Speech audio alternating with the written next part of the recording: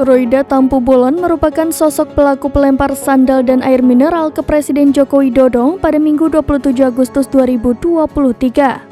Insiden tersebut terjadi saat Jokowi menghadiri acara rembuk relawan Wali Kota Medan Bobi Nasution di Gedung Serbaguna Deli Serdang, Sumatera Utara.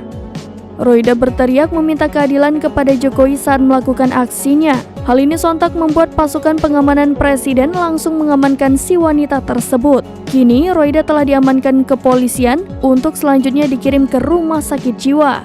Kabid Humas Polda Sumut Kombes Hadi Wahyudi membenarkan informasi tersebut. Ia mengatakan pihaknya telah mengirim Royda ke Rumah Sakit Jiwa Profesor Dr. Muhammad Ildrem Kota Medan. Hadi melanjutkan Royda akan menjalani observasi selama 14 hari oleh petugas medis. Royda sendiri tercatat memiliki riwayat skizofrenia paranoid. Ia sebelumnya pernah dirawat di rumah sakit jiwa selama 3 bulan lamanya karena penyakit tersebut.